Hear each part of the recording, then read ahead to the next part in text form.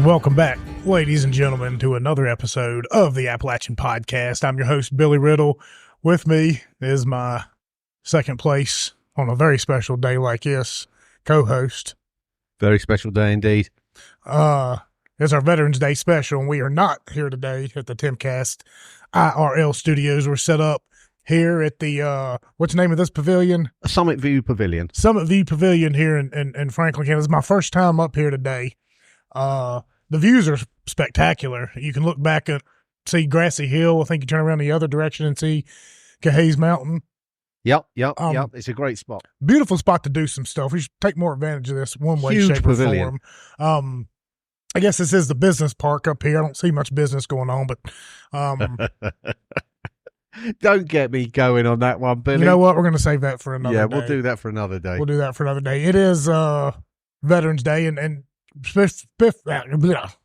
have to try that again. Specifically, go check out Timcast IRL, even though we're not in our studios here today. We are still very grateful for all the support they do, and they do a lot for veterans. They bring a lot of veterans on the show. It's a really good time, so go check them out. And also, we'd be remiss without mentioning the guys who make this show happen. Other ways, like Rocky Mountain Burger Company down there. Brian went down there last week, took 10 people, had one hell of a meal.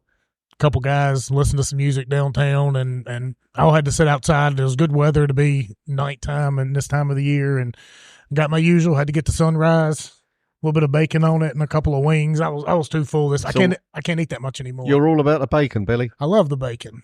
Bacon. I would tell them to wrap my chicken wings in bacon if I could find a good sauce to go with it, which I'm sure they could whip something up down there. And of course, so if you're in town, you're going. I know the Harvester's got some good shows coming up here. Show up, walk across the street, get you a drink, get you a burger, and go to the show. And also for Rocky Mountain Smokehouse, which are only, a mile or so down the road as well, especially if you're going to a show like 49 Winchester coming up. There you go. At the end of December. You're going to be here 2 or 3 days. You're going to get a hotel room. Make sure you stop by Buddy's, and keep saying Buddy's because Buddy runs a place. You know if you know. It's a Rocky Mountain Smokehouse is the new branded name. But I'm going to tell you what, he got, award-winning wings in there. I always like the chicken sandwich in there, and now, because of his burger, which is really good as well, they offer bacon on the menu, so I get the bacon on that spicy number 2 chicken sandwich. If it's an option, Billy's going to take the bacon every time. I don't think there's anybody else out there that would disagree with that other than some, I guess, Muslims, and I don't think Jewish people eat pork, and vegetarians. But aside from those, look, if they tried bacon, if they've never tried it, especially something around here. Now you go to the store, you can do some stuff with it to make it work, but we used to get bacon locally. Still do, but my mom and them used to, I don't know what the guys did, but it was, I would take it up. My mom and them, they would get like I guess I can tell this story now. They'd get like, a hog or something, and they'd have all this bacon sitting in the refrigerator, and I'd be at college, so I would go home and I would ransack the refrigerator and take it all back up to school and make it for my friends, and they were just like, this is phenomenal. It's the best stuff. This little piggy went to market. This little piggy stayed home. And I would take a little bit of sausage every now and then from them too, but it was so, I don't know what I think it came from J&P. I don't know if they're still around or. They might still do cured meat, I think. I'm not quite sure, but I know there's a lot of folks that are getting into the pork bellies and, custom smoking it and doing all sorts of goodness to it. Dare I say bourbon-soaked bacon. There's a couple of restaurants here that have this candy bacon or whatever. And yeah, maple syrup bacon. It's almost rude. Yeah, to pass it up when I go in there. Yeah. And they have it as appetizer, and it comes out as 5 pieces. I'm like, for $7, might as well order 2. Now, you said something earlier, Billy, about who doesn't eat bacon. And all the breeze is picking up here. We'll see how this comes out on the recording. But I know for a fact, I know several Jews that do eat bacon. And this conflicts me, with their faith. And I've never had an answer as to how they get away with that, other than the bacon is that good. There's no other way around it. I don't think there's any other thing that would do it. Well, I would really, honestly, I would love to sit down with somebody who's more a religious scholar and kind of go over some of this stuff and see, where it because when it comes to me and Christianity, I know you got the Old Testament, New Testament, so I'm not really sure on how that pans out. Because a lot of the reason he used to say a lot of this stuff was it was unclean. Well, they didn't have quite the same process as we do nowadays to make sure it was a clean process. So you would probably get sick from it more often back then than you would. Yeah, there's certain things in pigs that has been eradicated, but there are certain parasites. And the description of kosher is an interesting description if you get into it. But yeah, I mean, there were reasons for, maybe not partaking in pork on religious grounds. I'm not really sure what they are, but hey, each to their own. Well, I mean, when you say you have the Jewish friends that eat pork, I guess at the same time they're I just shared a post on X. It was, for Veterans Day. I was saying there's a lot of veterans out there who tip their hat to this guy. He was an Iraqi that sold us beer over there all the time, which was supposed to be, illegal in the country. And I know, some Muslims drink beer and stuff, but their religion is a little different. I think they're allowed to drink if they're intermingling with, I guess, whoever their perceived enemy is. Which, the infidel. I guess so. And I could be wrong on that. I only saw it on the movie, so don't hold me to it. Yeah, exactly. It was a good movie, so and that might be wrong. But, I looked at it the same for me. We're not supposed to, you're not supposed to drink alcohol in Christianity religion, but you're certainly not supposed to overindulge, and I think I do that very frequently. So that's probably worse on my body than probably a Jewish person eating a slice of bacon every now and then. I would assume if that's the ultimate. Who knows? How did we get off on this tangent? I don't know. We're 6.5 minutes in here talking about pork, because pork barbecue and bacon. Bacon, yes, bacon. It's But what a venue! Yeah. I mean, we could definitely be taking advantage of this more often. You could have more events up here. I mean, I don't know what the acoustics would be for music. I can see that be pretty good actually. It would definitely work if you did it the right way. Had the right sound system set up. But no less, we'll figure that out on another day. We're up here today because, Simon has so graciously volunteered us to be. And every time, naturally, we come set up outside, it's either rain or cold or ridiculous nonsense. So here we are once again. But it's for a good reason. We recently had the Militia guys on the show, and being a veteran, doing it on Veterans Day, we can squeeze a lot into the mix here. So, I guess you've been to these events before, so I'll let you kind of paint a picture for everybody listening here. Yeah, I think we got a lot of folks turning up today, particularly in support of Veterans Day. The Franklin County Militia is hosting the event. We got a lot of folks up here representing. There's the Patriotic Network. That's a Franklin County Patriot Network. We got the VCDL, which is the Virginia Citizens Defense League. We obviously got a food truck up here. Nothing runs without food here, and it would happen to be rather tasty barbecue. Yeah, that's my buddy Gary. Shout out to him. I don't know the name of his. We're going to get him on the show here at some point in time too. He's going to come on, and I'm going to be able to sample. We've got the Misunderstood fellas, Brian and Darnell, here with their podcast and some of the history of the black folks in service after a number of conflicts, actually, the Revolution and the Civil War. So they've got some very interesting perspectives and information on local black folks that served from Franklin County, and that's an ever increasing list that they're doing a lot of research on. So that's a very cool thing to do. Let's not lose history. Yeah, I think when it comes to veterans, we all, when you get thrown in the mix of it, none of the rest of that stuff, exactly. Like we don't. I went to basic training with people from all over the world, all over the country, Hawaiian people, Southern, Northern. It does, same thing went overseas. It was a little bit more mixed. It was pretty much just black, white. We had a couple of Hispanic guys over there, but we had a good mix of people. And when it's all hitting the fan, none of the rest of it really. We don't look at it like that. You know what I mean? I mean, we look at it as just veterans. I'm glad for people to come out here, and I think what Brian and Darnell are doing, and that's why I don't want people to misconstrue it. I don't think they're not separating and saying we're just celebrating black veterans or this or that. What they're doing is they're researching and finding people who may have served for the North that don't get recognized here in Franklin County and things to that nature, or maybe ones who might have fought for the South. I don't know their full goals. But I don't think the ones that served in the Confederacy were listed, or as Darnell put it, were recognised, which is a great disservice to them. I mean, whichever side you fought on in that conflict, you were still an American citizen. So but like I say, the Confederate troops, I don't think kept records, or if they were destroyed. Well, yeah, Sherman could have destroyed a lot of that. Well, his burn policy, I mean, let's not get into that one. That man committed, well, I mean, it was horrendous. Well, the one thing we do, that we have in common is it doesn't really matter what color you are or what religion you are, what race you are. Most of the time, if you're out there fighting a war, you don't want to be there in the first place. It's not something that you had any part in. It's not something you care about. You'd rather be at home. You'd rather be at your farm. You'd rather be doing something else other than going and fighting. And Veterans Day, it came from the armistice. Yeah, that was the 11th hour of the 11th minute of the 11th hour of the 11th day, and to very much to the European theatre, and that's still very much observed in the UK. The place will shut down at 11 minutes past 11 for a minute, and that still holds very strong today, which is so commendable.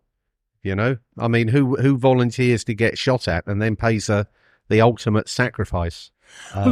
There's a lot of things too I don't think people understand about war and modern war, and a big reason is because I think Hollywood embraces World War II much more, because you had it was much more of a villain. It was very, very much more like placated into different sects. And World War I was so interesting. Like Dan Carlin does this podcast on World War, and it goes on for 7 or 8 hours, him trying, because the treaties that they were all tied to made it so ridiculous that once one went into war, that meant the other one had to. But if this one went into war, then this country over here had to back this one up, and it just blew up from there. I mean, just being slightly contentious, and I know I'm not necessarily known for being contentious, but you guys turned up 2 years late for that one as well. Just saying. Well, it was halfway across the world. Well, it was called the World War One, the Great War. Well, I mean, once again, marketing and advertising. I don't know if back then they knew it was called the World War. We had to look back on history, because we're probably living in World War III, right? I guess we are calling it that too. So you see, our dates are different. Our World War One started in 1914.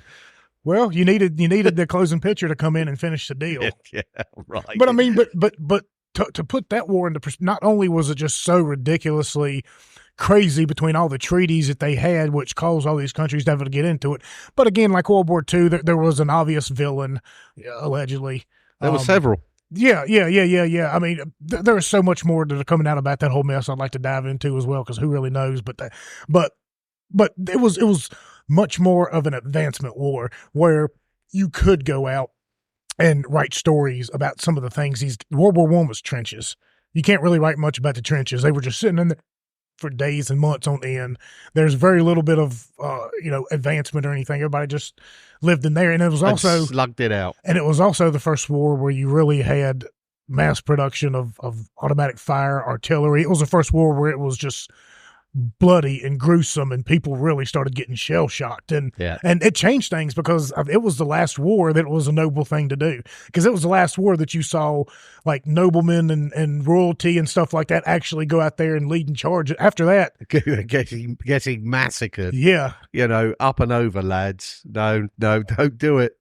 Automatic fire, and that was the evolution of trench warfare, really. And I mean, some of the stories you hear of that one, the loss of life in one day through some madness of a charge. You just kind of think, how on earth did this happen? But hey, that's history. Well, they would shoot people that tried to run in the other direction back then. That was our military. There was no retreating. But there were also days, I know on Christmas they had a ceasefire, and I think the Germans and the Americans or the French, or there was a handful of countries out there on Christmas, they were out there playing soccer. That is very true. You also have the dare I say, the dirty Russians. They in Stalingrad they were shooting folks in the Second World War that would retreat. So and that was wow, talk about what a battle. The Russians took just so many hits. They're I think I dread to think the actual number. I don't know the actual number, but it was a massive loss of life. And for what? Well, that's what the Russians do. I mean, they beat you down through attrition. They just throw people at the wall and throw more and more, and eventually you run out of bullets. You run out of munitions trying to stop them, and they eventually I mean, that's kind of their, that's why they lose so many in these wars. They lose 30 million when everybody else is only losing, however many, America maybe a 500,000, or I'm sure other countries suffered more, but yeah, it's scary thought. The wind has died down. It makes it much more pleasurable in here, by the way. It does. I'm trying to think of what other vendors we've got here. We've got Mayor running a Sensi table. Like I say, the Patriotic Network are doing their. It looks like stored food and dried food and some of their long-term food storage. Obviously, the militia is here with their platoons set up and what each platoon is tasked to do. I'm not quite sure who these guys are here, but they've got a load of armor and patches and gear. So yeah, it's there's quite a few vendors here. Well, I'd imagine when the speeches start, that's when we're looking to see the public turn up, probably soon after midday, I should think, or thereabouts. It's a beautiful day. It is. It's a beautiful day, and I'm glad to be up here. And hopefully we'll get into some more stories, because, for me, when it comes to Veterans Day, and I appreciate everybody that says thank you out there, and I have my own beliefs about it, but I'm also not one of these assholes that has to sit there and just pour it out on every single person. There's some people out there that wear it on their sleeve. Look, if you want to come up and thank me, I appreciate it. And thank you for being polite and kind. But I would just tell everybody as a whole, look, best way to honor and thank veterans is to stop supporting these clowns who turn more and more of us up by sending us to wars, by fighting banker wars and going to these places. A lot of the conservatives, they were doing so good. On the Ukraine thing, be like, we're tired of it. Enough's enough. Iraq, and then boom, this stuff happens overseas in Israel, and now half of them have turned, and we're just seeing just society's just. We're in a very, very precarious position at the moment, and I think society is feeling that pressure. Yeah, I just don't want American soldiers involved. I don't want American money involved. I want that money stuck here to shore up our own. I mean, we're toe line 2 world wars right now between, in Eastern Europe and Russia, and then in the Middle East with multiple countries involved, while we're simultaneously allowing just a flood of God knows who over the border, apparently. We need to come back and shore our own borders up. So stop sending our guys, let's honor them by sending them down there and fighting for their own country, by cleaning up the border, cleaning up the immigration. I mean, news here, they're tearing down, there's Palestinian people in the streets, and that's, I think this could be propaganda, but you see people out there with their faces are covered and they're climbing up walls, then they're tearing down American flags and replacing them, which that very well could be a Fed. I wouldn't put it past them to do something like that and get it on camera to stir up the problems, but we do know we have problems, whether they're coming. So, stop supporting people that send. Let's get our bravest and our strongest here instead of going and constantly dying and maiming themselves overseas. Because I think that's where we got a lot of problem we got today is when you go, think about it, World War I generation, World War II a generation, Korea split between another generation of Vietnam. And then you get about 20 years or so where things seem to be going really well. Like the 80s and the 90s, we kind of kicked ass. Why was it? Because most of our guys were home. Most of our men were home. They were learning how to be men from their dads. They were being good men and passing it on. And then all of a sudden now we're back to Iraq and Afghanistan, the Middle East and oil, and all the guys are going overseas, and after generation after generation after generation of your strongest, bravest men who are very resourceful going overseas, now they're dying or being maimed and coming back a complete mess. Well, then who's there to step up? Well, the cowards. Now the cowards are running things. The cowards are running school boards. The cowards are in politics. The cowards are the ones calling the shots, and they don't have the balls to do anything. And they hate the people who do. That's why we're in the position we're at. They wish They Yeah, wish. the military-industrial complex of the US is definitely stoking the fires and making an enormous amount of money when you consider the amount of munitions that are being sent to the Ukraine and Israel. Just to mobilize 2 carrier fleets is, I mean, putting a costly number on that without engaging in conflicts it's through the roof. So, is this money being wisely spent? And I would definitely say absolutely not. Well, did you see Zelensky the other day on his video? He came off as a guy who was at a casino in Vegas and had spent all his money. Please, just give me credit. I'll take credit. Please, just wants that another turn on the spin. He put all his money on red, and it fell on black. And now most of the money, I'm assuming, probably got circled back here to the States through some kind of money laundering scheme. That Sam Bankman-Fried guy just got convicted of all those charges. And I think while that was going on, he was sending that money, our taxpayer dollars were going to Ukraine, and then Ukraine was funding it back into Sam Bankman-Fried for whatever he was doing in his Ponzi scheme. And then he was taking his money and then he was giving it to Democrat organizations. Yeah, there's a lot of that going on. Yeah. So, I got a question for you though, Simon. Maybe you can help answer this because maybe we can get a story out of you. But not another one. If you're a member of the MI6 or the CIA, is there a certain day or do you all get lumped into the veterans? Because you're kind of same, but you're more. They're all a shady bunch of shysters. But so today y'all would be celebrated as well, though. Oh, of course. Because I got to figure. I mean, allegedly we all serve, right? Exactly. Allegedly. And I'll leave it at that. Well, maybe then one of your buddies has I want people to go back and listen. We've had a lot of shows on here with some of my guys from Iraq. You want to talk about celebrating Veterans Day, go back. You can go to our search engine on our webpage at AppalachianPodcast.org, and you just type in Iraq and 4 or 5 shows, or you can just scroll all the way down. We've got about 5 of them, and they're all phenomenal. Really good time. We talk about some stories. We really were the most infamous unit, probably in Appalachian history. I mean, the Bedford boys have a phenomenal story, leading up to D-Day. And I'm sure some of the guys who did survive, they lost a lot. We were quite the opposite. We didn't lose anybody, and we weren't very good soldiers. We weren't very professional. Hooligans. Yes, basically. So, but to go back and listen to some of those shows are really good. And if you want to help support us, go to patreon.com/getontap for our subscribers, which this show right here for subscribers will be out probably this afternoon or first thing tomorrow. Everybody else won't be able to get it till Wednesday when we release our shows. You can also get, most of the time we do an after show. Who knows, we might even get a guest here today to pop up. We might do a 20-minute segment on just for Patreon. We'll see.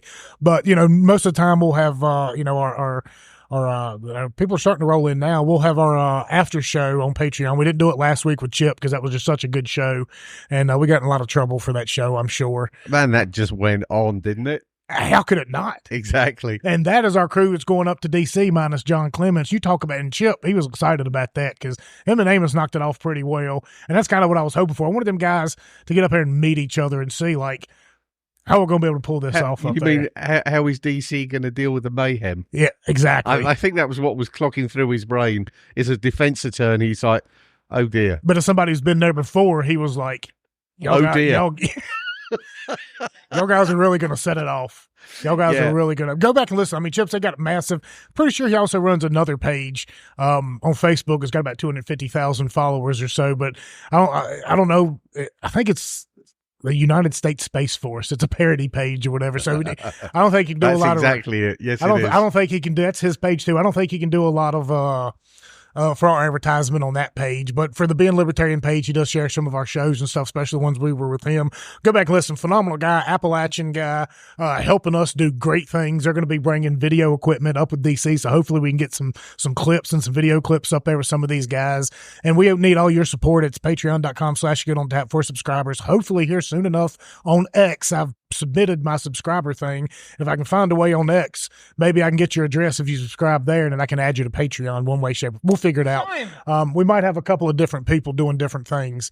But for the time being, that's where you can go, or you can go to Patreon. Not that. You can go to Venmo or Cash App at Get On Tap for a one-time donation if you want to chip in a few. And here soon, I think I'm going to do a Give, Send, Go to try and get some money to send us up here to D.C., so be on the lookout for that link. And please share it amongst yourselves. $5 here, $10 there. It'll go a long way, because hopefully we get Henry up there with us and blow the lid off these D.C. people. So for the time being, we're gonna take a break until our next guest. I don't know who's going to jump on. We might see if Brian and Darnell want to jump on. We might see if Jeremiah and them want to jump on. I want Sal here, US veteran. Oh yeah, a Vietnam vet. I want Sal to come on and sit down with us. For Absolutely, I'd like to hear some Vietnam, because I'm an Iraq veteran, so I'd like to compare the differences. We're going to get some stories out of you, Sal. Perfect. We'll let you know in a minute. Yeah, we'll be back here shortly.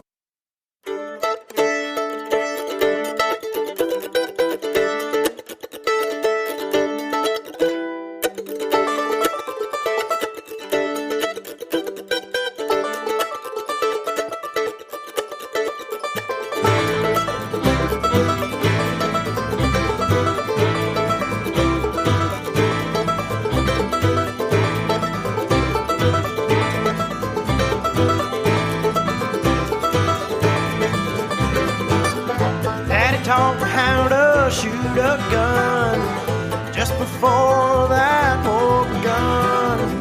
Then he left to take a stand, shed his blood for this great land. Now I'm leaving my home, across the fields I do roam. I got nowhere to go, I'm headed down to Mexico.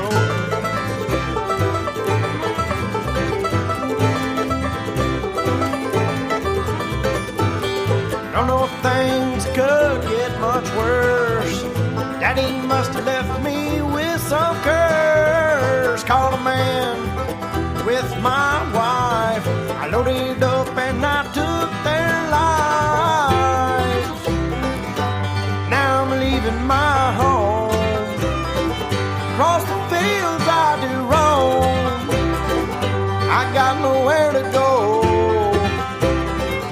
I'm headed down to Mexico.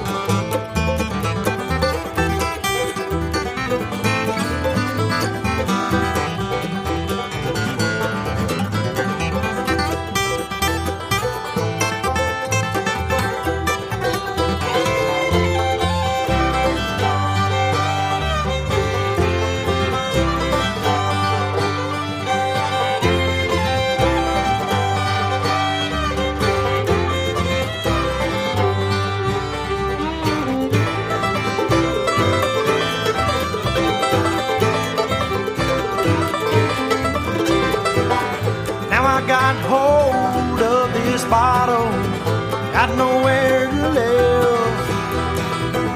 Hate this life that I'm living, don't know how much more I can give. Now I'm leaving my home, across the fields I do roam. I got nowhere to go. Alrighty, well, I went ahead and that song was Mexico by the Harwell Grace Band, and it's actually one of my favorite songs. That's on a CD. It's been out for, probably moving in on 20 years now. As a band that's been performing for nearly 20 years now and only have 2 albums is pretty, that all falls on the shoulders of Josh. The name is his, the band is his namesake, Grace. He should be out there getting those guys in the studio more often.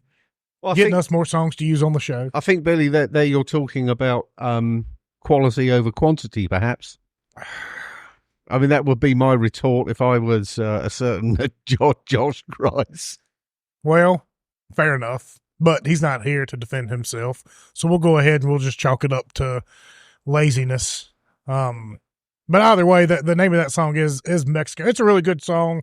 It kind of fits in with the Veterans Day theme a little bit. I really couldn't tell you the story about it either way, but we're jumping back into some of our conversations here. One of our guests we're going to be welcome. I'm going to let Simon introduce this gentleman because he's a friend of his. Yes, indeed. Now, I'm not even going to attempt to pronounce your surname, but Sal, welcome. I see you've got your U.S. Navy Vietnam veteran hat on. I'm glad you made it up to the show and the rally. We definitely want to talk to you about a subject Thank you.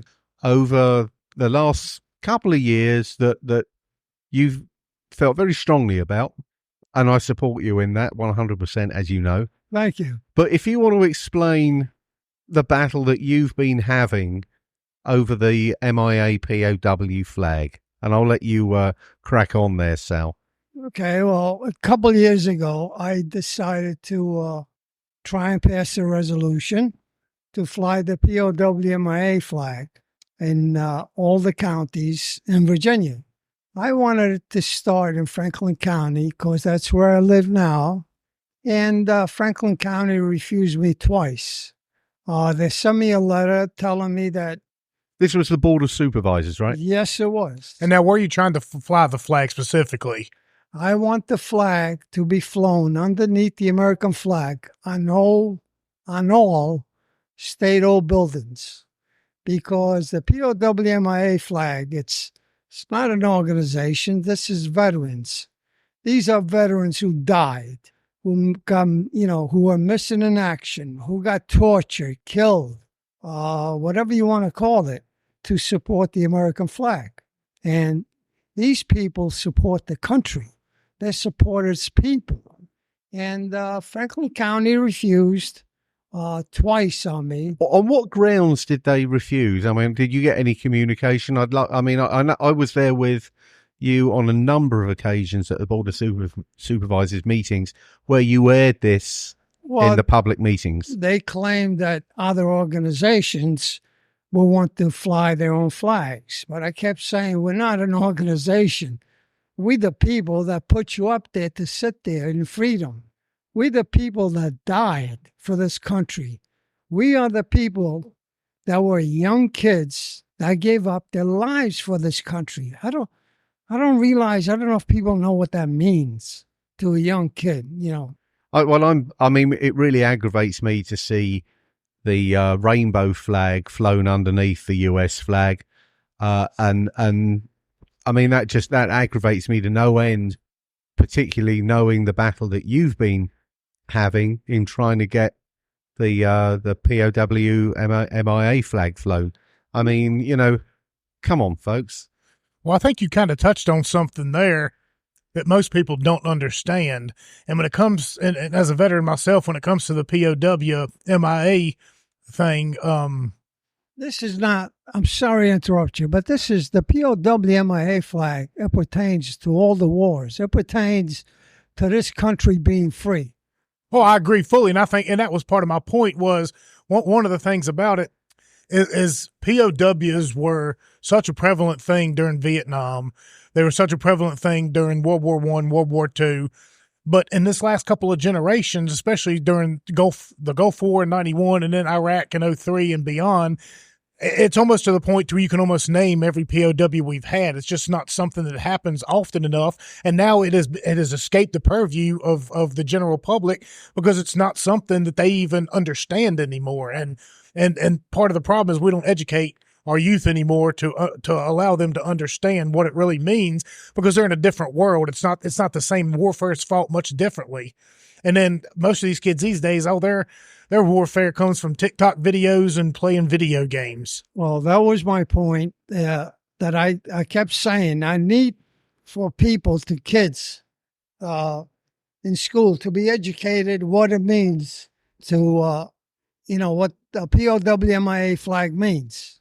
Well, yeah, it means an awful lot. And I know, for me as well, because when you're put in that situation, I mean, I don't think people can understand. You know, for me, when I was over there, we were outside the wire every single day. I was talking to Simon about this a few minutes ago, and we were basically the ones keeping the supply chains open in Iraq for the first year of the war, one way, shape, or form. Either we were, you know, escorting the missions or running the missions ourselves to keep different, you know, bits of supply. And some of the stuff was necessary, a lot of it wasn't. But, you know, I always carried, you know, one bullet in my pocket because I was never going to allow myself to be paraded around on CNN for my parents and the world to see. No, you know, that's a hard reality for somebody 20 years old, 21 years old to have.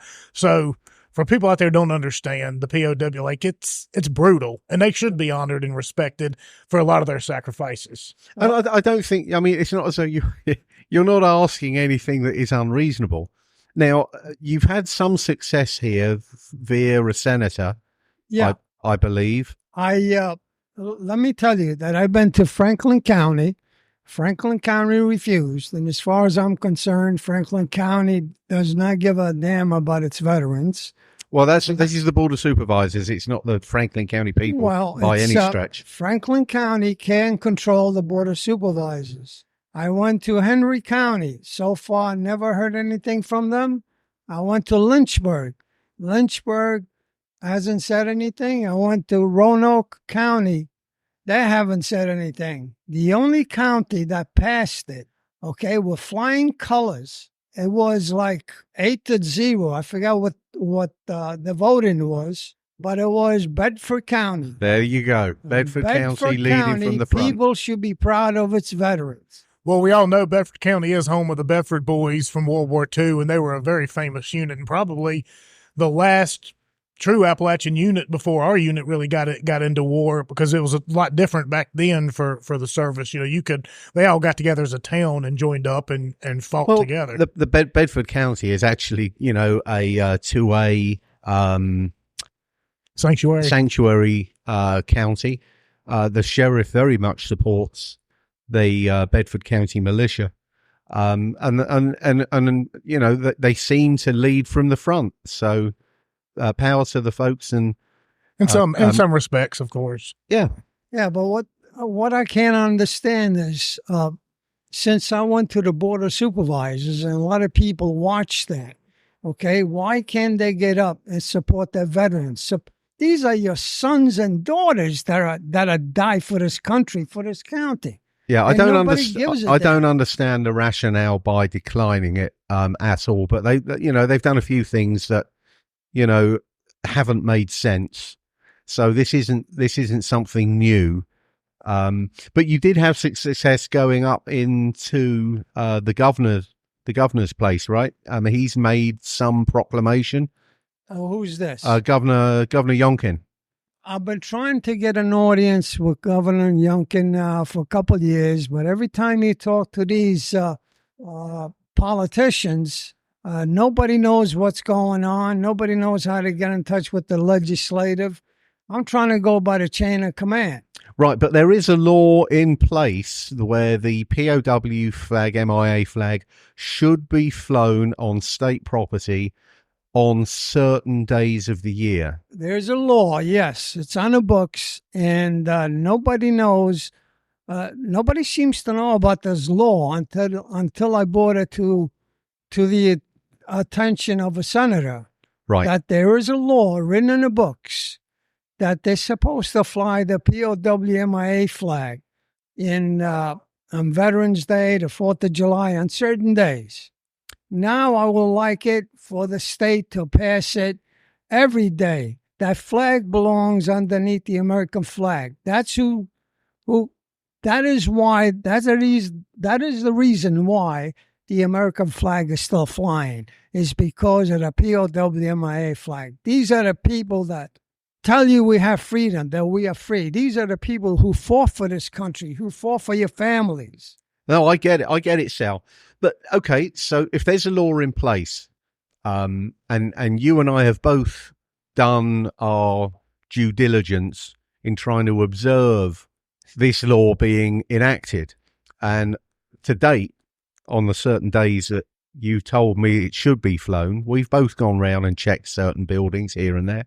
Yeah, I want to. How many buildings have you seen fly that flag at the appropriate time that it is legally supposed to be flown? None. All right, Governor. Mine is none too. Yeah, Governor Youngkin issued, I think it was a proclamation in September to fly the POWMIA flag in honor of the veterans. And it's never been flown since. It's never been flown. I have proof of that because I took pictures in the courthouse. The courthouse should be one of the most It's very prominent. by obeying the law. Yeah, you would have thought.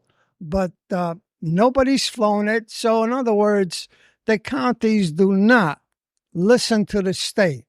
They're making the Governor Youngkin look like a patsy. He issues an order and nobody obeys it. What does that mean to me? Should I obey every law? I don't understand. Well, it does. The irony there is that is a legal argument, because if you can't enforce a law that is on the books or you choose not to, that argument, I'm sure, has standing.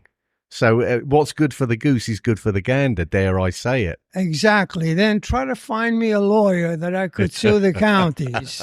Okay, because it's been painful for me. Okay? Oh, yeah. Very painful for me.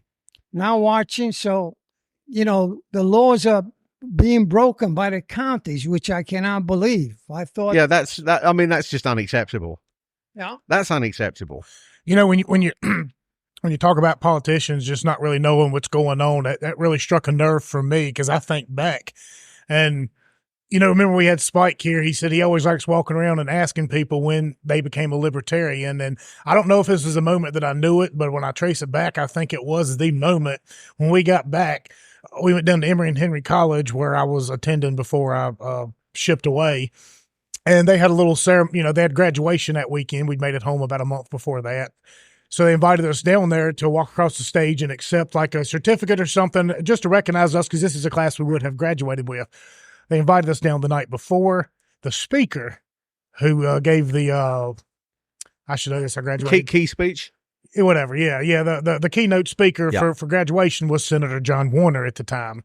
John Warner, as we all know, was at one time married to Elizabeth Taylor, who was the inspiration behind Michael Jackson, but we won't get into that. Let's leave that one alone.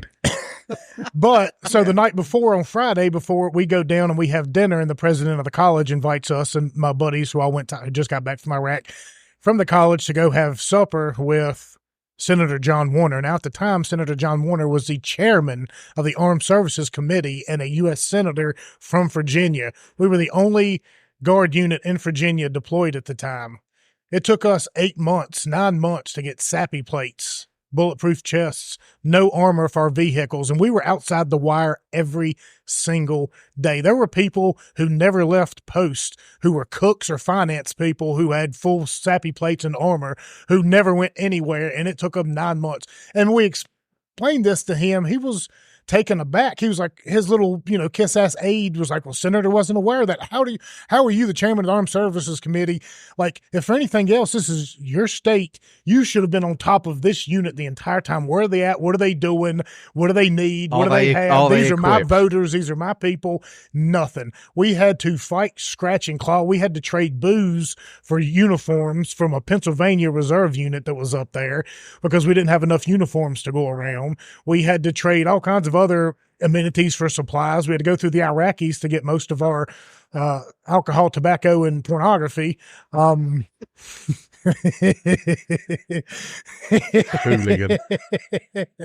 I'm just saying, we were completely unprepared.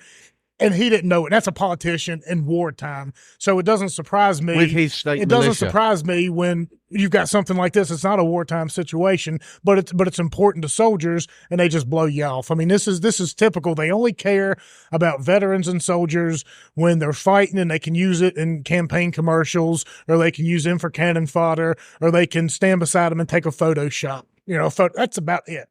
That's why we got to stand up for ourselves and do it ourselves. You know what? If the town and the counties aren't going to vote on this, how about everybody and their freaking cousins start waving that flag in their front porch then? Well, hey, absolutely to that. absolutely to that. But, I think what we've done here is hopefully we've been able to air this grievance. Hopefully someone of stature is listening. Sal's made his position very clear. Well, if not, I know Thank you, Sal. If not, we got a lot of lawyers and attorneys that are friends of ours that are listening that might know a way to be able to slide this in on a more, especially if it is state law. We got buddies, we got friends. I mean, even when the days that you're supposed to fly it, and that's a legal requirement, you should be flying it anyway. Yeah. So now you're actually making a choice and breaking the law not to fly it, which I find absolutely sickening. How can you do that? Shouldn't be allowed to do that, because if I have to obey the law and every little thing that goes by, so should the counties. The counties should be sued just like everybody else. All right? It still pains me. You have no idea how much it pains me. That was the first time somebody ever turned me down to fly that flag.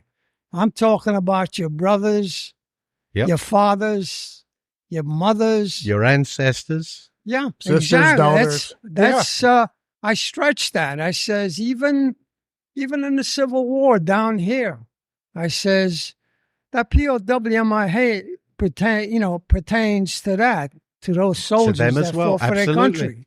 Absolutely.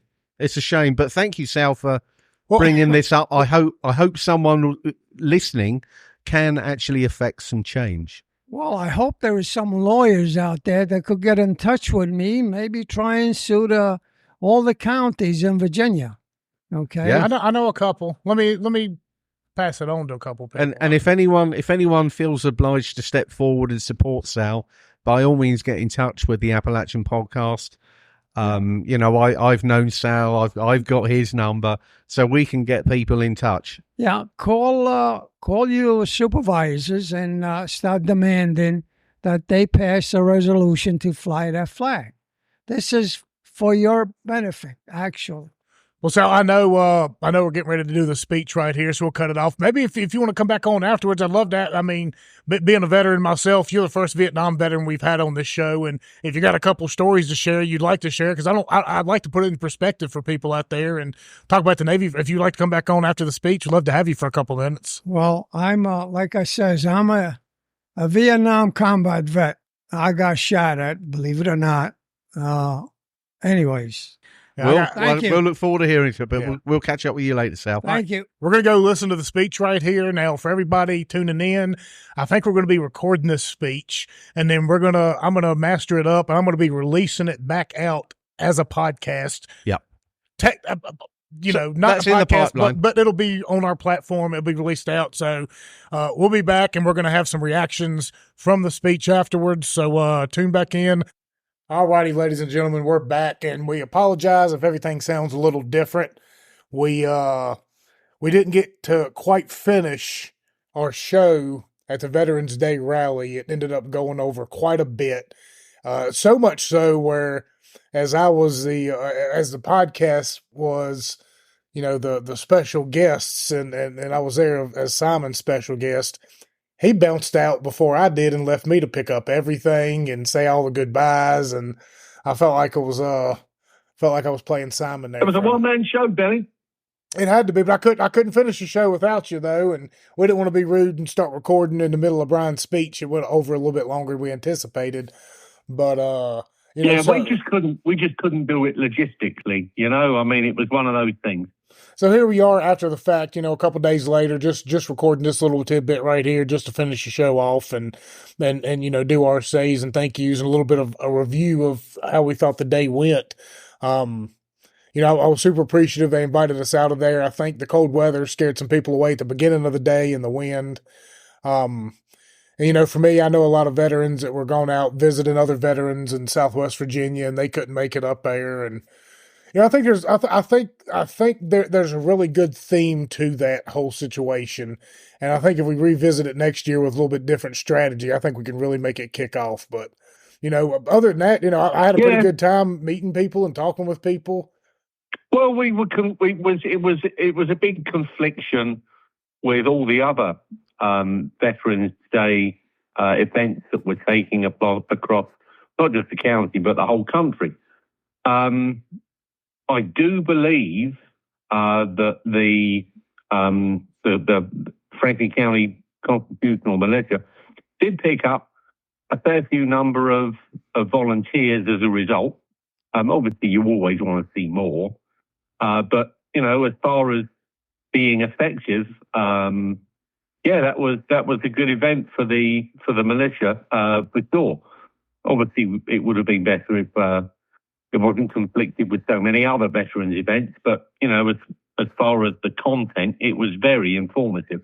Well, you know what I think really, really probably killed it is, or killed it worse than it could anything, and I think maybe every single Veterans Day rally around the country might have saw this issue, was that on Veterans Day, all these places offer free meals for veterans, and a lot of them take advantage of that to the point to where they'll go breakfast, lunch, and dinner, and a couple snacks in between, and hit every single, because Applebee's will offer something, and a steakhouse will offer something, and Golden Corral will offer something, and everywhere you go.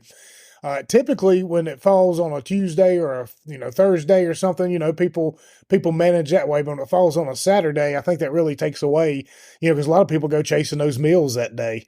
That's what they're thinking about. They're not really thinking about Isn't that a sad reflection when when there was such a solid message, being broadcast? But these guys know it's an uphill battle. It always has been. It's been a narrative that has been poisoned, over the decades with a corporate media that has twisted the content. But these guys are standing firm, and I believe their intentions are most honourable, and I commend them. Yeah, I was super impressed about how everything went. I was super impressed with the food. What is it's Gary Dotson's food truck? Is it Daddy Q's Barbecue? I think that's the name of it. They did a phenomenal job. I think it is. Yeah, I think it is. If you get a chance, if you got an event going on, bring him out there. They had a lot of good food. Barbecue was phenomenal. Fried potatoes, all that kind of stuff. Gary's been a friend a long time. We really wanted to get him on the show. I wanted to get Brian and Darnell on the show after the fact and see, because I know they had spoke with Brian at length at the beginning of the day, and I know they take in quite a bit. I wanted to see how they thought it went, and didn't get a chance to do that. But hopefully we'll get reactions at a later date from a lot of these people. I had a great time, and for Veterans Day, it's everybody knows my thoughts on it. I sincerely appreciate it, and I appreciate everybody that goes out of their way to say thank you. And I know it's always coming from a great place and good hearts and stuff. But in the meantime, do everything you can to fight against these unjustified wars that they keep sending our guys to.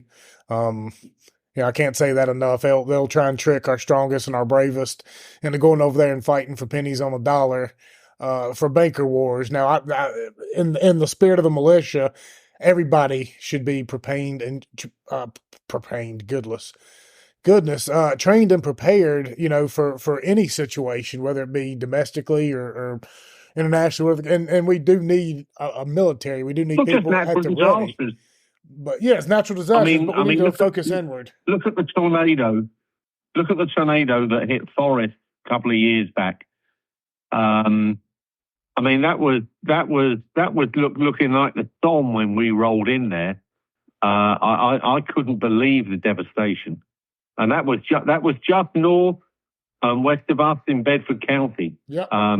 It was my first time I've ever seen tornado damage on the ground, and I was aghast. It was a battle scene, unbelievable. So yeah, being prepared is just a smart move, and everybody should be prepared. So I will never discount anybody for ever wanting to join the armed services. I will strongly advise against it as somebody who served. Because I know what they do to people. But I do know there are a lot of good stories that come out of it, and a lot of people are better off for doing it. So it really is a double-edged sword. Like, I should have never done it. And some parts of me wishes I didn't, but other parts I wouldn't be where I'm at if I, you know what I mean? It's one of those deals. So, I do appreciate everybody and all their kind words and the things they say, and especially to the other guys, because, not all the guys think like me. A lot of the guys, they're dealing with a lot of issues then they're dealing with a lot of depression, and just something as kind of nice as a hello or a thank you or buying them a drink really go a long way. So I'm never asking anybody to stop thanking people because it affects people differently. I just would ask them to not support unjustified wars that we're sending our guys to fight in. So, but otherwise, I thought it was a big success. I'm super appreciative everybody invited us up there. There was so much we wish we could have got a hold of, but that leaves the door open for stuff in the future. So, yeah, this is an ongoing message. I'm sure that there's going to be a commentary over the next few weeks that will spur further action and further comment. So, let's see where this takes us all. And there is, but it's dispelling the myth, really, that a constitutional militia is a bad thing. Actually, for the community, it's an extremely good thing. That's my belief and my opinion. I think when you look at the nuts and bolts of it, and you haven't had the demonized version, I think with historical precedent, it sets a very good standard for service to your local community, and I'll leave it at that. Well, I mean, think about it like this: United States, we have a military. The state of Virginia has a military. Each county should have their own militia for such, very needs. And you don't need the state to go in and support it. You don't need the county to support it. But you should have people standing at the ready because you always want, and it seems like we skip that. You know what I mean? It's like okay, well, we got a U.S. military, then we've got the National Guard, and then we skip our town and local because we all assume the police are going to be able to take care of it, which they can't take care of a lot of it. And then we skip down to home defense. You raise a very valid point there, actually, Billy, and something that I meant to mention probably over the last podcast or two. Is if people recall Governor Northam, it was his duty really to call out the National Guard on I-95 when that got frozen out in one latest winter storm. He didn't do it, and you've got to remember that as a National Guard for the state, if your governor isn't prepared to save its residents and citizens in a natural crisis, which was the I-95 winter deluge, I mean, it was a horrendous event. One crack and everything just went tits up. And then, the National Guard, apparently it's controlled with federal funding, so the feds didn't do it. No one came out for the citizens of Virginia stuck on I-95. And I would like to think that if there was a county militia, those guys would have mobilized with the sheriff or border supervisor's authority and got to the aid of those people on I-95. And it shows you that the National Guard actually is not as functional for the benefit of the citizens of Virginia as it should be.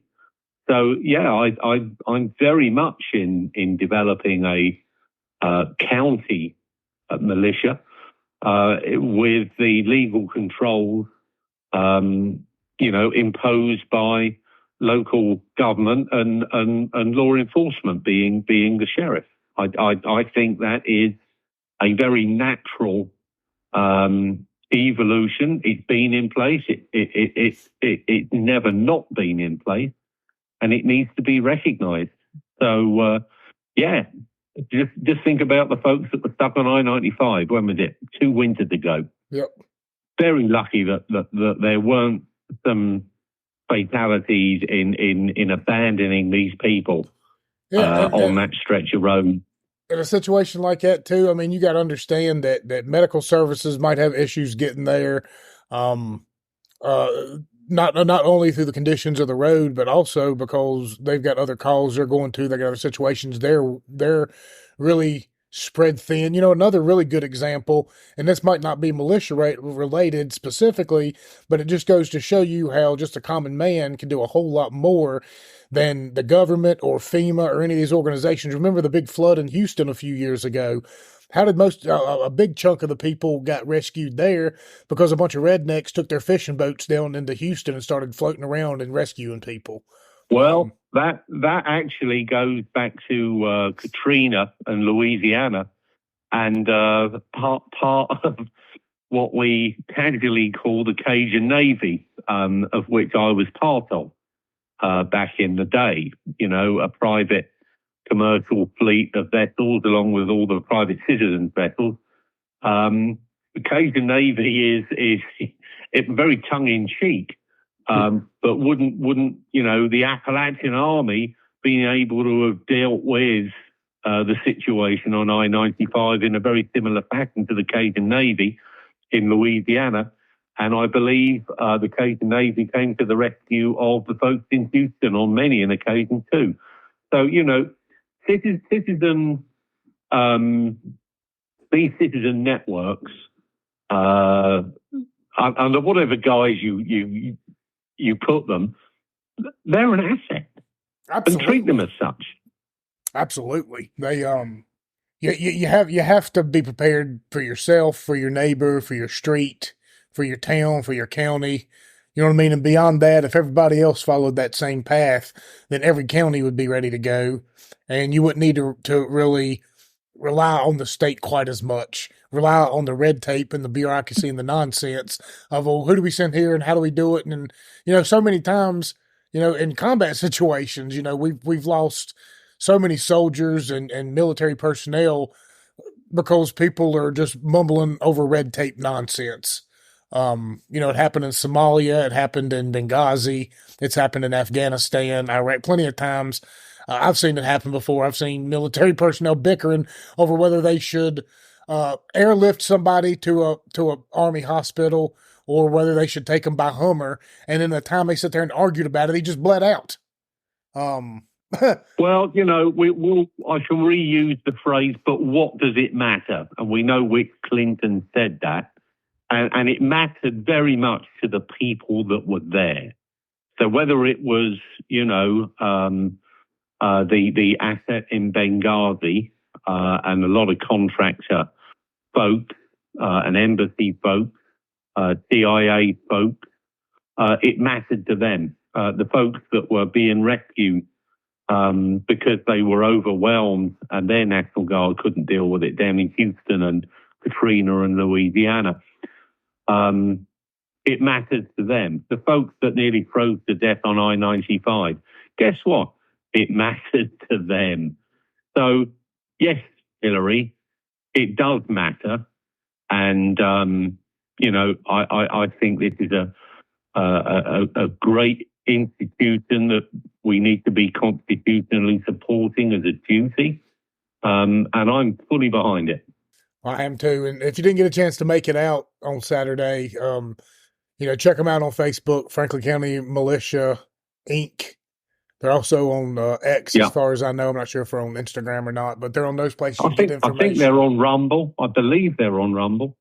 We need to get on Rumble too. We're starting to get into that neck of the woods. But you can go find that information or reach out to us and we'll put you in touch with the guys. I know a couple of my buddies showed up and they were interested in signing up and build a thing and get some people out there and it's camaraderie that you're gaining as well with your community, people that are intelligent, people that are homesteading and can trade more value than just their friendship. It's nice to have their friendship and that protection, but we bought a ton of stuff from, some people there on Saturday. My daughter loved Nick and his wife's Nick and Bear doing that was a thing.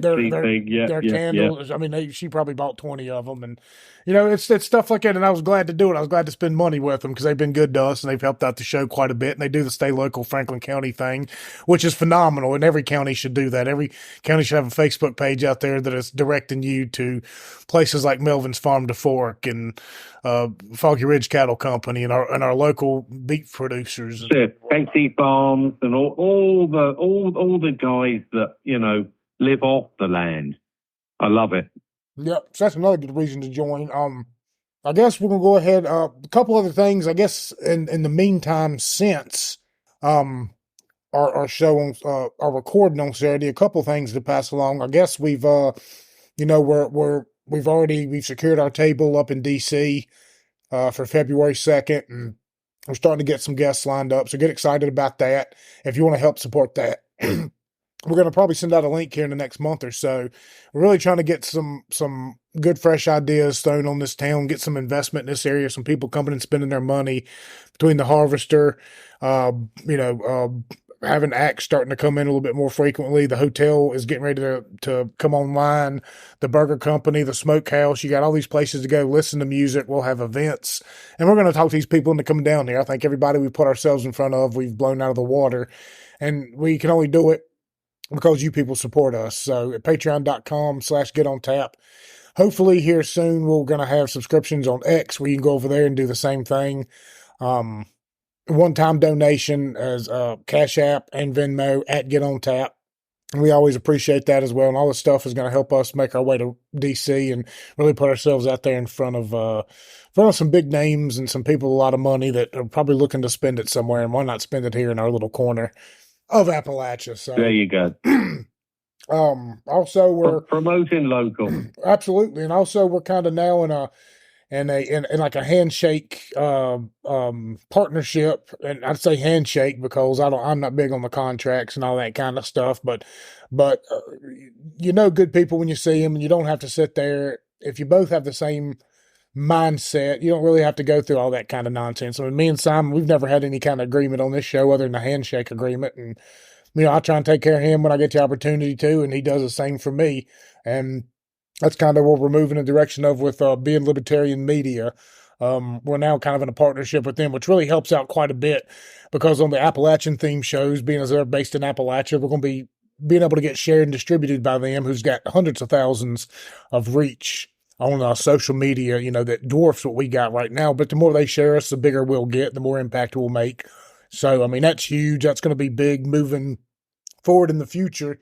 Yeah, it's a numbers game. It's as simple as that. I mean, it always has been, right? Yep. And now when I reach out to people and they say, what kind of reach do you have on social media? Well, we're, in a partnership with Being Libertarian Media, and we're reaching hundreds and hundreds of thousands. So, it's an opportunity to really get out there. And, Chip, he's got the same ideas for our region as we do. We've been talking to him about doing some other stuff here locally with some racing and jumping back in that a little bit. We'll talk about that later in the future. But some big opportunities for us and some big opportunities for the region coming up here in the near future. So once again, that's patreon.com/getontap or at GetOnTap at Venmo or Cash App. Both of them will get you there. We're going to leave you this show at the end of it, instead of failed musician Joshua Grice and the Harwell Grice Man's typical music, we'll leave you out with a speech from the Veterans Rally on Saturday. Simon, you can probably speak to the speech better than I can, so I'll let you introduce it. But yeah, absolutely. This is Brian Wood at his finest. A very eloquent presenter of fact, historical reference. And he does it with great articulation. So, Brian Wood, Franklin County Militia Inc. president. The floor is yours, my man, and God bless you. All righty. So stick around for that.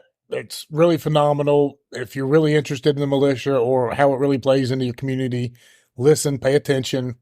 Patreon.com/getontap. For Simon, I'm Billy. We'll catch you next time. Radio. Good afternoon, honored guests, veterans, citizens, Franklin County Militia volunteers, and families. Virginia Citizens Defense League. My name is Brian Wood. I am president of Franklin County Militia Incorporated. My first speech today is titled The Citizen Soldier, a Veterans Day Tribute. Veterans Day began as Armistice Day on November 11th, 1919, the one-year anniversary to end World War I. In 1926, Congress passed a resolution to observe Armistice Day every November 11th. And in 1938, it became a national holiday. It was President Eisenhower in 1954 who changed the name from Armistice Day to Veterans Day. Veterans Day is a day to honor all American veterans and to give thanks to those who served or are currently serving our country. According to the Pew Research Center, today there are more than 18 million living veterans in the United States, representing about 6% of the country's adult population. Veterans who served in the last 30 years make up the largest number of living veterans. 7.8 million living veterans, or 43%, served during the Gulf War era. 5.6 million served during the Vietnam era.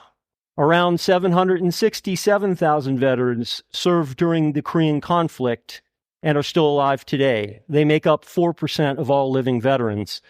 Fewer than 120,000 World War II veterans are still alive today, making up less than 1% of all living veterans. As of 2023, roughly 3/4 of veterans served during wartime, and 22% served during peacetime. The share of the United States population with military experience has declined. In 1980, about 18% of all United States adults were veterans, but that percent fell to about 6% in 2022. Fewer members of Congress have military experience than in the past. In the current Congress, 18% of representatives and 17% of senators are veterans. That's down drastically from just a few decades ago. In 1973, during the 93rd session of Congress, roughly 81% of the senators had military service experience. 81% were veterans. And in the House of Representatives, the peak was at roughly 75% just a few years earlier. So veterans' issues were always at the top of the minds of the politicians who are tasked with representing all of us. But that might not necessarily be the case anymore, because there are less veterans who are serving in political office. The total number of veterans that have served from the history of the beginning of this country numbers around 41 million, the largest of which came out of the American Civil War. The American Civil War is the conflict with the largest number of American military fatalities in history. In fact, the Civil War's death toll is comparable to all other major wars combined, the deadliest of which were the World Wars, which have a combined death toll of more than 520,000 American fatalities. In terms of the numbers of deaths per day, the American Civil War is still at the top, with an average of 425 deaths per day, while the First and Second World Wars have averages of roughly 100 and 200 fatalities per day, respectively. Technically, the costliest battle in U.S. military history was the Battle of Ellsborn Ridge, which is part of the Battle of the Bulge in the Second World War, and saw upwards of 5,000 deaths over the course of a 10-day period. However, the Battle of Gettysburg had more military fatalities of American soldiers, with almost 3,200 Union deaths and over 3,900 Confederate deaths. All the deaths, both Confederate and Union, are tabulated in this total, giving a combined total of more than 7,000. The Battle of Antietam is viewed as the bloodiest day in American history, with over 3,600 combined fatalities and almost 23,000 total casualties. For more than a century, the total death toll of the American Civil War was generally accepted to be around 620,000, a number which was first proposed by Union historians. This number was calculated by using enlistment figures, battle reports, and census data. However, many prominent historians since then have thought the number should be higher, as high as 850,000. While many Civil War historians agree that this is possible and even likely, obtaining consistently accurate figures has proven to be impossible. Much of the Confederacy's records were lost by the war's end. Many Confederate widows also did not register their husband's death with the authorities, as they would have then been ineligible for benefits. The 2022 National Veteran Suicide Prevention Annual Report indicated a decrease in veteran suicides. However, the average number of veteran suicides for 2020 is 16.8 per day. Veteran suicides are still occurring at a higher rate than those of non-veteran U.S. adults. A veteran is approximately 1.5 times greater risk of death by suicide than the average person in the population.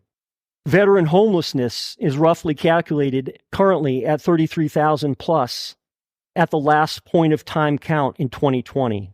and 1.5 million veterans are at risk of homelessness, a risk defined as being below the poverty level and paying 50% or more of their income towards rent. 17% of the homeless population is made up of veterans. Veterans between the ages of 18 and 30 are twice as likely as adults in the general population to be homeless. Roughly 56% of homeless veterans are African American or Hispanic, despite only counting for 12.8 and 15.4% of the population, respectively. We must do better. As a society, we owe a debt to everybody who has served in the defense of this republic, in the defense of our liberties, in the defense of our families and our way of life. We owe it to all of you, and we must do better. One of the objectives of Franklin County Militia is to bring issues like these to the forefront and talk about them loudly and often so that we can get our elected officials listening and doing their job and trying to help the veterans community. Why are we voting to send billions of dollars to Ukraine when our own people suffer? As of the latest update on May 22nd, 2023, more than 81,000 Americans remain missing from World War II, Korea, Vietnam, the Cold War, and the Gulf Wars and other conflicts. 81,000. In Virginia, a code was passed, State Statute 2.2-3310.1. It reads, "It is the sense of the General Assembly that members of the armed forces of the United States who are or were prisoners of war or reported missing in action should be honored and remembered for their service and sacrifice. In observance of that service and sacrifice, all agencies and institutions of the Commonwealth shall display the POW MIA flag on public buildings on the following days each year." That flag right there. Armed Forces Day, Memorial Day, Flag Day, Independence Day, National POW MIA Recognition Day, Veterans Day, passed in 2001. If this is the law of the Commonwealth of Virginia, why is this not a Franklin County ordinance? The POW MIA flag should be flown at every county-owned property where the flags of these United States and our Commonwealth fly. We must get our duly elected representatives on the County Board of Supervisors to recognize that we lend to them our power and authority, and that they are supposed to represent us, all of us, collectively, including the veterans community and the POW MIA families that sacrifice so much for the preservation of our republic. This is another issue that the Franklin County Militia will be dealing with in the future, and we hope we have your support. Stand your ground. Fulfill your oath. Restore the republic of our founders. Some of you have heard me speak several times about the events of April 19th, 1775, the battles of Lexington and Concord, Massachusetts, the Old North Bridge where the shot heard round the world was fired, the birthplace of our republic and the cradle of our freedom. Our Franklin County Militia founding date was chosen in honor of the sacrifices made by those patriots who dared to stand against the overwhelming powers of tyranny of the most powerful empire on the planet. If we fail to remember history, our future is lost. We are responsible to carry the torch of knowledge of the events of the past and teach them to our children and our grandchildren. More importantly, we need to teach them what those events meant, the good and the bad. If not, we will be doomed to repeat the bad, and we may lose our appreciation for the value of good. This is why relics and statues are important. Symbols are powerful, touchstones to liberty, to history, and to the sacrifices of generations before have a power to convey meaning. While standing on the bluffs of Pointe du Hoc in Normandy, France, or at the shoreline of Pearl Harbor, Hawaii, or in Yorktown, Virginia, the feeling of the weight of history and the sacrifices of men and women to advance the cause of freedom are palpable.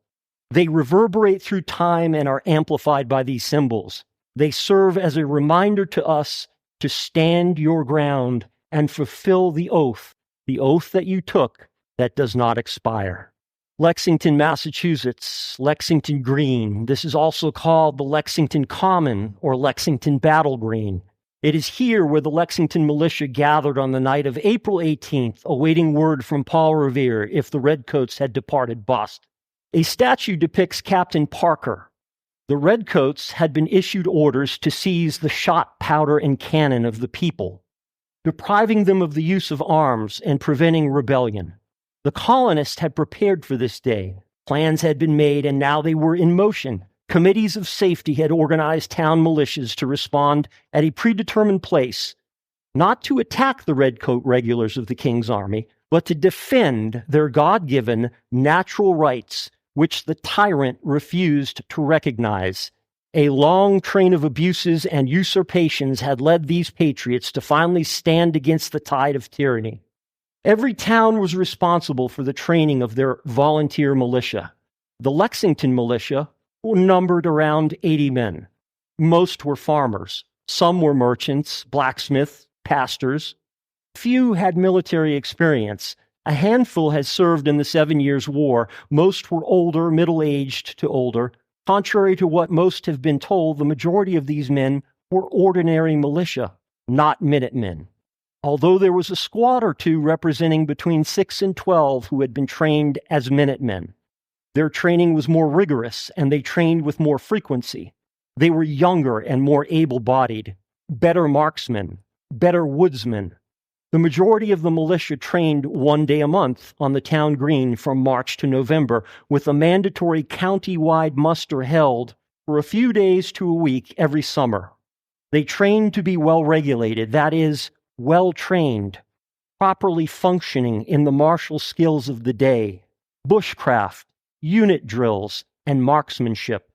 That is the meaning of well-regulated. The militia gathered at Buckman Tavern, and many spent the night drinking ale and playing games of chance. Their leader, Captain John Parker, was 46 years old, a veteran of the 7 Years' War, and he was suffering from tuberculosis. He would not survive to see his nation free from tyranny. The morning of April 19th, around dawn, word came of an approaching column of nearly 800 British Redcoat regulars. They were also called lobsterbacks by the colonists. Captain Parker ordered his militia to form a line across the town green, which was at the intersection of the roads that led away from Boston and further into the county. The Redcoat column arrived, and as they were forming a skirmish line, Captain Parker turned to his men and said, "Stand your ground. Don't fire unless fired upon. But if they mean to have a war, let it begin here." A Redcoat officer ordered the militia to disband. At this point, there is some confusion in the history books. Many people say that Captain Parker obeyed this order to disband and told his men to withdraw.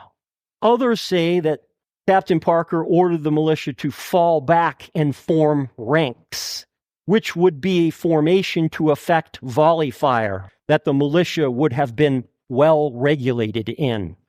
Regardless, someone, somewhere, let loose a single shot. There is no definitive proof as to who it was. However, once the first shot was taken, the Redcoats opened up a volley of fire, and the first casualties of the day were the Lexington militia. Both sides commenced firing, and the overwhelming firepower of the Redcoats forced the militia to break rank. 8 militiamen were killed, including Ensign Robert Monroe, third in command. 10 more were wounded. The Minutemen helped the militia evade capture by providing cover fire, and the militia eventually reconstituted itself on a nearby hillside. Few had stood against many. These were the first veterans of our nation. The Redcoats formed up their column and continued on towards Concord, where they would break up into companies to search for the shot, powder, and cannon. Meanwhile, what the Redcoats didn't know was that the word had been sent out that the word had been sent out of the orders to confiscate weapons. The Lexington militia had served a purpose. It was their task to engage and delay the main column of Redcoats, while the rest of the militia gathered at a place where they would have an advantage to stop the column, a natural choke point, a bridge. From all over Middlesex County and even some from Worcester County, militiamen and Minutemen were pouring into Concord. A small detachment of about 100 British regulars held the north bank of the bridge at Concord and hastily constructed a picket.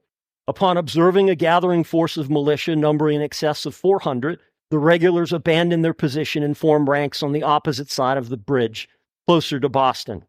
The militia fired upon these redcoats, and after a couple of skirmishes, the redcoats began their long retreat back to Boston.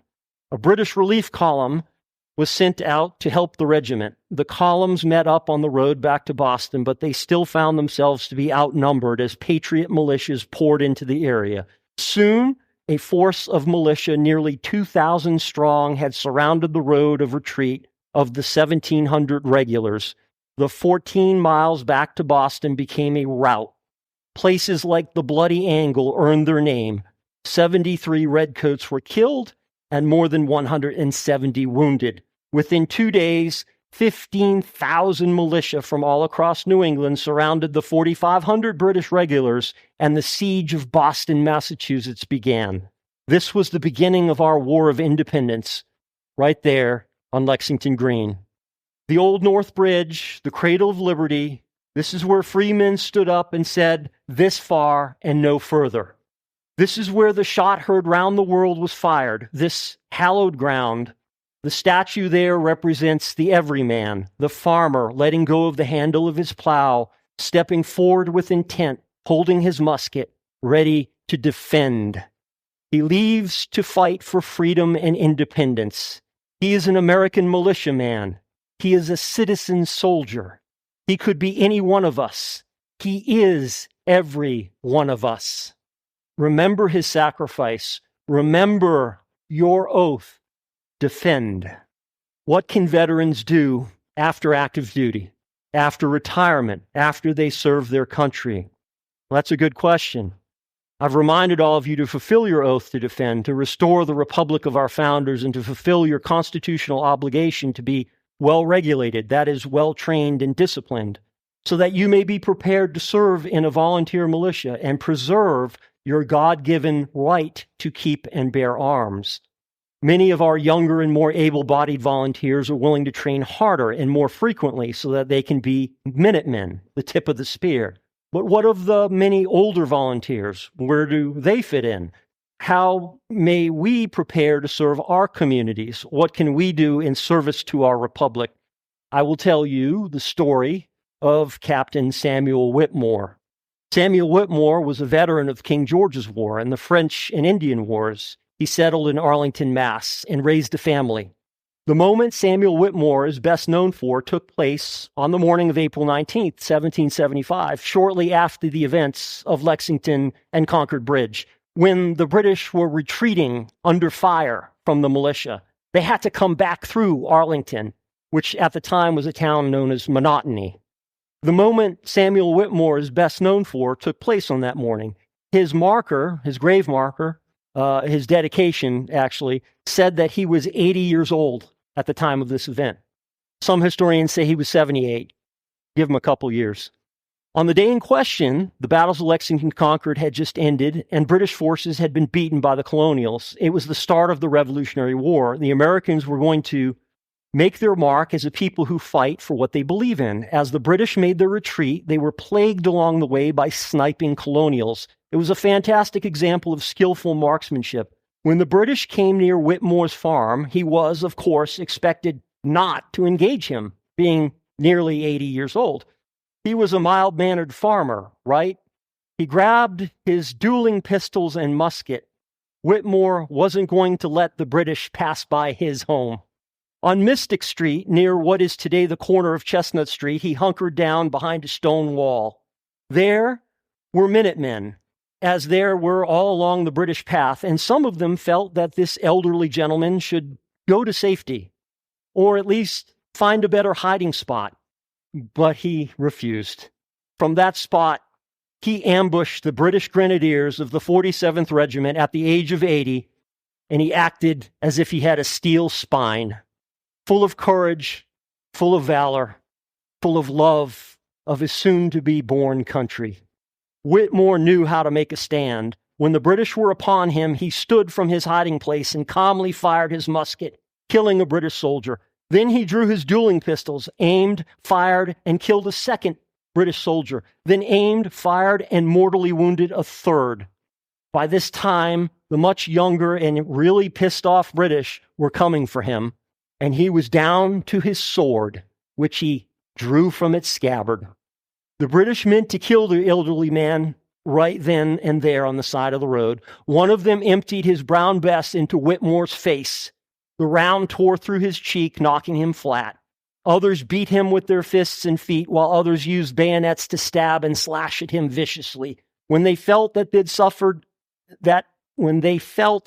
sufficiently brutalized him and were confident of his impending death, the spineless Brits who overpowered an old man walked away.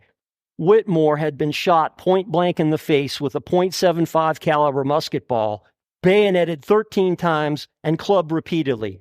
Any normal man would have died. As the British continued on their way, Whitmore raised himself up from the pool of his own blood and began to load his musket to give them a parting shot. The villagers who had hidden during this assault came out when they felt the British were far enough away and were shocked to find him attempting a second fight. They used a door to transport the obviously dying Whitmore to the nearby Cooper Tavern, and a doctor named Nathaniel Tufts set about treating his wounds, but it was quickly clear to the doctor that he couldn't save the old man. He should have already bled to death. Stating it wasn't even worth dressing the wounds, Tufts stopped treating him, but the villagers begged him to try, and so he continued on. When he was done, Whitmore's still form was carried home, where it was assumed that he would soon expire. But as we all know, American heroes are some of the baddest of the bad and the toughest of the tough. And when Whitmore went home, he didn't die. In fact, he recovered and lived for 18 more years before passing away at the age of 98 on February 2nd, 1793. He was asked whether he regretted his actions on that day in April, and he replied, "No, I would take the same chance all over again." 98 years old. Whitmore lived long enough to see his hopes and dreams reach fruition. He lived to see the ratification of the United States Constitution, and he saw George Washington become our nation's first president. And best of all, he lived with the sure knowledge he always fought courageously and tirelessly for what he believed in. And that is the mark of a real American hero and a patriot: honor. The Commonwealth of Massachusetts recognized Samuel Whitmore as the hero of Massachusetts in 2005. Samuel Whitmore has been a personal hero of mine since I was a boy, and I first read about his exploits. I was able to drive to Arlington, Mass., and after much effort located the grave of Captain Samuel Whitmore. In a cemetery near his family homestead, a barely legible marker stands alone. There are no chains to keep people from trotting across his grave. A lonely grave marker, without special adornment, marks the final resting place of Captain Samuel Whitmore. I paid my respects to this great man. I knelt in prayer for his soul and in thanks for his sacrifices. With my fingers, I pushed an FCM patch down along the grave marker into the cold, soft dirt. He rested in land that he and his compatriots bled to set free. I hope that he knows that there are still people who are willing to fight for our God-given rights and to preserve the freedom that he won for us all. People willing to work hard to restore the republic of our founders and preserve the blessings of liberty for our children. Let there be no doubt that men and women of any age can be fearsome patriots. We may not all be as tough as Samuel Whitmore. We all have a part to play in the restoration of our republic. Lastly, from examples from history, I'm going to talk about an event called the Battle of Athens. It took place in 1946. I'm just going to touch on it briefly. It was post-World War II. It was in August of 1946, and there was corruption in this local government. The veterans who returned from World War II saw the corruption, and they did something about it. They formed up a constitutional civilian militia, and they took the fight to the corrupt government because they had no other recourse or means to redress the corruption. The state did not listen to their grievances, and the local corrupt officials kept taking away their rights and impressing upon them things that took away their freedoms. It's a long story, and I'm not going to read the whole of it, but if you want an interesting read, look up the Battle of Athens. It took place in 1946. At the end of the day, the veterans won. The state sent its forces in, and they calmed everything down, and all of the allegations that the veterans were fighting to get someone to listen to proved true, and none of the veterans were prosecuted for what they did because it was considered their constitutional duty, their obligation to stand up and defend their rights and the rights of the other citizens. Today, something like that would be called an insurrection or a rebellion. And if you look it up on Wikipedia, they'll call it a rebellion. But it was the fair use, the proper use, the lawful use of constitutional militia. To our honored veterans, I want to thank you. Thank you for sacrificing your youth, your health, your plans for the future, put on hold while you're in service to our republic. I would like to thank you. I would like to thank your families, your spouse, your parents, brothers and sisters, your children for sacrificing what they have and what they continue to sacrifice because of your service to our republic. Since that bright April morning in 1775, American veterans, citizen soldiers all, have been in service to the republic. Lexington, Concord, Saratoga, Ticonderoga, Kings Mountain, Valley Forge, Yorktown, Wilderness, Cowpens, Charleston, Princeton, Boston, Bunker Hill, New Orleans, the shores of Tripoli, Bull Run, Antietam, Shiloh, Fredericksburg, Gettysburg, Chancellorsville, San Juan Hill, the Philippines, the Argonne, the Somme, Verdun, Belleau Wood, Midway, Guadalcanal, Battle of the Atlantic, Battle of the Bulge, Wake Island, Anzio, Pearl Harbor, Okinawa, Normandy, the Coral Sea, Tarawa, Incheon, Seoul, Bloody Ridge, Chosin Reservoir, Heartbreak Ridge, Osan, Pork Chop Hill, La Drang, Khe Sanh, Ap-Back, Hamburger Hill, Saigon, the Tet Offensive, Rolling Thunder, Operation Linebacker, Beirut, Grenada, Panama, Kuwait, Iraq, the Cold War, Desert Shield, Desert Storm, Medina Ridge, Battle of 73 Easting, Afghanistan, Tora Bora, Operation Anaconda, Mazar-e-Sharif, Kunduz, Kabul, Herat, Kandahar, Spin Boldak, Al-Qut, Baghdad, Basra, Fallujah, Haditha, Ramadi, Karbala, Mosul, Sada City, Najaf, Syria, Al-Tamf, Kasham, Niger. Why? Why do we know all those names? Why did our people go there and serve and bleed and sacrifice? Was it to spread democracy? Was it for this flag? No. It's because at heart, Americans are moral, good, and decent people who stand up to oppression and tyranny. We stand up for our individual rights, the rights of man given to us by the Creator. We also fight to stand next to our brothers in arms. Any veteran will tell you he or she fought for the soldier, sailor, marine, or airman standing next to them, in the foxhole next to them, on the bridge or the deck of the ship next to them. You have served our republic well. I salute you. I would ask of you to stay and to listen to the next two speeches.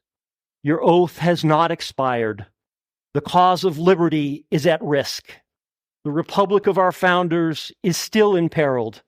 We need you once again to help restore the republic of our founders. Happy Veterans Day. Thank you for listening to this speech, and I truly appreciate all of your sacrifices. I honor and I salute you all. God bless the United States of America. God bless the Republic.